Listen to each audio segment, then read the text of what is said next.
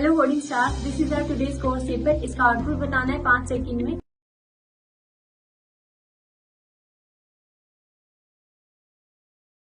यहाँ an value required का error रहेगा बिकॉज जैसा कि हमने लास्ट वीडियो में कवर किया था कि असाइनमेंट ऑपरेटर के लेफ्ट साइड में यानी वेरिएबल होना चाहिए, राइट साइड में वेरिएबल कांस्टेंट एक्सप्रेशन या फंक्शन हो सकता है, बट लेफ्ट साइड में यानी वेरिएबल ही होना चाहिए। अब क्वेश्चन आ रहा होगा कि ए एंड बी दोनों वेरिएबल्स है, फिर एन वैल्यू रिक्वायर्ड एरर क्यों रहेगा? तो अगर इस कंप्लीट स्टेटमेंट की बात करें तो यहाँ 2 ऑपरेटर्स यूज किए हैं। First is addition and second is assignment operator. दोनों में से हाई प्रेसिडेंस एडिशन ऑपरेटर का है, तो सबसे पहले ये एक्सप्रेशन सोल्व होगा। तो यहाँ वेरिएबल्स तो है बट ये एक एक्सप्रेशन है और एक्सप्रेशन को सोल्व करने पे हमेशा आउटपुट कोई ना कोई कांस्टेंट वैल्यू होती है। यहाँ आउटपुट 1 + 2 3 रहेगा। अब ये स्टेटमेंट कुछ ऐसा होगा। अब इस एक्सप्रेशन को सोल्व किया जाएगा तो यहाँ असाइनमेंट ऑपरेटर जो कि राइट टू लेफ्ट इवैल्यूएट होता है, वो सी में जो वैल्यू है यानी कि 5 3 को असाइन करने की कोशिश करेगा। एंड एज यू नो कि 3 अपनी वैल्यू चेंज करके 5 नहीं करेगा बिकॉज ये एक डेसिमल कांस्टेंट वैल्यू है और कांस्टेंट्स कभी अपनी वैल्यूज चेंज नहीं करते। तो इस केस में यहाँ एल वैल्यू रिक्वायर्ड का एरर रहेगा। अगर ये स्टेटमेंट कुछ ऐसा होता है A = C, तो